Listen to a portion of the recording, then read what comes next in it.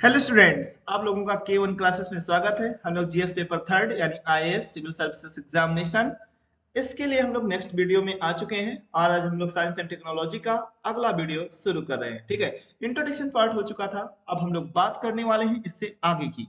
तो देखिए स्टूडेंट, शुरू करते हैं। ध्यान रहे, इंट्रोडक्शन पार्ट हो चुका था, उसी में हम जानेंगे कि कौन कौन सी टॉपिक यानी कि फर्स्ट जो हम लोग लिए थे फर्स्ट टॉपिक, ठीक है, उसके बारे में हम लोग देखेंगे, यानी कि अंतरिक्ष तकनीकी। अंतरिक्ष तकनीकी यानी स्पेस टेक्नोलॉजी, इसके बारे में हम लोग एक एक करके अच्छे से पढ़ेंगे। सबसे पहले मूलभूत अवधारणाएं यानी मूलभूत अवधारणाएं, इसकी बेसिक कॉन्सेप्ट क्या है इसके बारे में जानना। दूसरा, कैडमैन रेखा क्या होती है। फिर बाह्य अंतरिक्ष समझौता यानी आउटर स्पेस ट्रीटी के बारे में समझेंगे। फिर कक्षा एवं ऑर्बिट यानी कि orbit and it's type.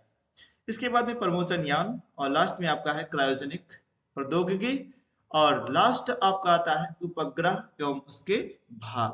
I hope आपको ये बात समझ में आई होगी। इसके आगे हम लोग बात करते हैं स्टूडेंट। तो देखिए स्टूडेंट, इसके बाद शुरू होता है आपका फर्स्ट टॉपिक यानी कार्बन रेखा क्या होती है। तो स्टूडेंट आपके सामने देखिए एक चित्र बना हुआ है, एक इमेज है। यहाँ पे पृथ्वी के ठीक ऊपर आपका ट्रोपोस्फीयर है, ट्रोपोस्फीयर के ऊपर आपका स्ट्रेटोस्फीयर है, इस पे स्ट्रेटोस्फीयर के ऊपर मेजोस्फीयर, और मेजोस्फीयर के ठीक ऊपर आपका थर्मोस्फीयर, इसके ऊपर आपका एक्सोस्फीयर, फिर बाहर अपना स्पेस वगैरह हो जाता है।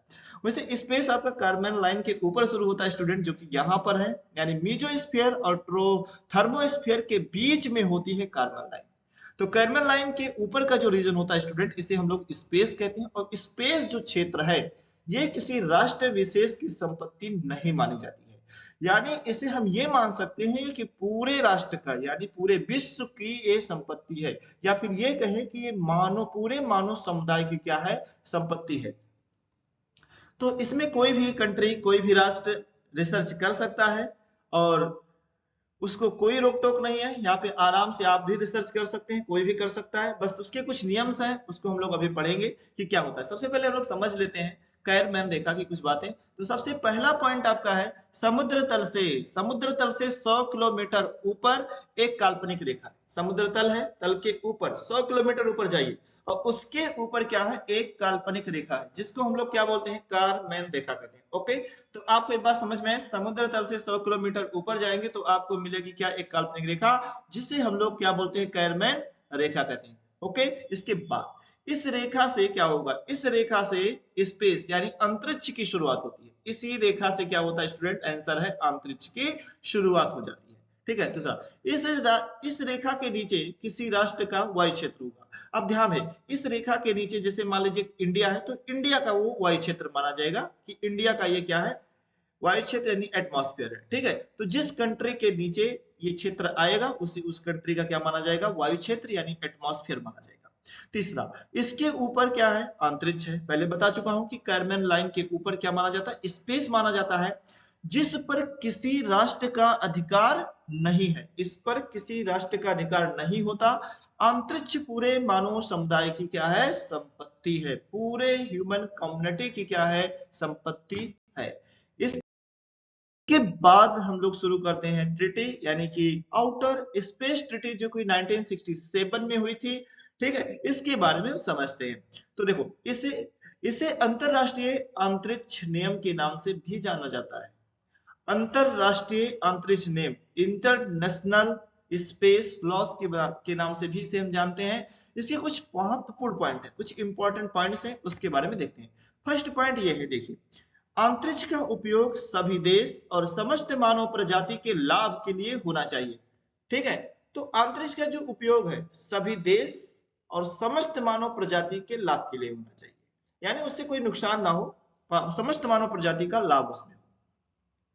दूसरा, अंतरिक्ष के किसी भी भाग में कोई भी देश खोज अन्वेषण कर सकता है। तो हमने पहले से बताया है कि अंतरिक्ष के भाग में कोई भी देश क्या करता है, खोज कर सकता है, कोई रिसर्च कर सकता है। अंतरिक्ष या उसका भाग किसी राष्ट्र विशेष की संपत्ति नहीं है, यानी जो अंतरिक्ष है या उसका कोई भाग है वो किसी राष्ट्र विशेष की संपत्ति नहीं होती। तीसरा, अंतरिक्ष यात्री समस्त मानव प्रजाति का प्रतिनिधि माना जाता है। जो भी अंतरिक्ष यात्री होगा वो पूरे मानव प्रजाति का क्या माना जाएगा, प्रतिनिधि माना जाएगा।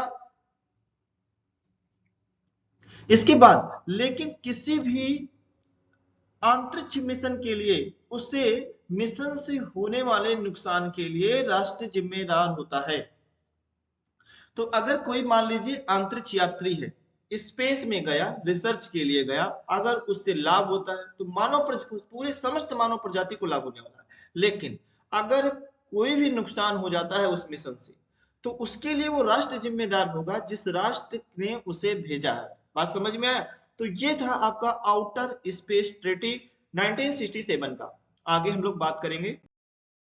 देखिए, अगली बात आती है ऑर्बिट। ऑर्बिट क्या होती है? आप पहले से पढ़े हैं, आपको मालूम होगा कि पृथ्वी के चारों ओर जो सैटेलाइट होता है, एक अपने रास्ते यानी सर्कुलर पाथ में क्या करता है? घूमता है। बात समझ में आया? एक सर्किल में क्या करता है? घूमता है। तो जिस सर्किल में वो घूमता है उसी को बोला क्या जाता है? आंसर है ऑर्बिट कहते हैं।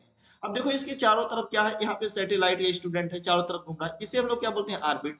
ये भी क्या है? ऑर्बिट। और देखो ये ऐसे बना, हॉरिजॉन्टली सॉरी वर्टिकली बना है, ये भी क्या है? ऑर्बिट। ये भी वर्टिकल थोड़ा बना है, ये भी क्या है? ऑर्बिट। तो जिसमें सैटेलाइट क्या करते हैं? रिवॉल्व करते हैं, घूमते हैं, उसे हम लोग क्या बोलते हैं? आंसर है ऑर्बिट कहते हैं। तो ऑर्बिट का डेफिनेशन ये है, पृथ्वी के चारों ओर एक वृत्त में उपग्रह पृथ्वी के चारों ओर क्या करता है? चक्कर लगाता है, जिसे हम लोग क्या बोलते हैं? कक्षा कहलाता है, यानी ऑर्बिट कहते हैं। ठीक है, यहाँ पर देखिए इसके अलग अलग प्रकार होते हैं, यानी 3 प्रकार के आपको यहाँ पे दिया है, लियो, मियो और जियो।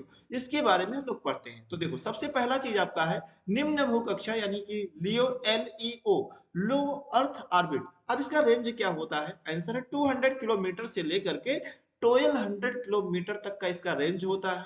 किसका? लो अर्थ ऑर्बिट का स्टूडेंट। ठीक है, इसके बाद में दूसरा आता है क्या? मियो, यानी कि MEO, मिडिल अर्थ ऑर्बिट, जो कि बीच में होता है। यहाँ पर आप ये देख सकते हैं, ये आपका मिडिल अर्थ ऑर्बिट है। ठीक है, ये देखिए पृथ्वी के बाद में सेकंड नंबर पर क्या है? मियो, जिसे हम लोग बोलते क्या है?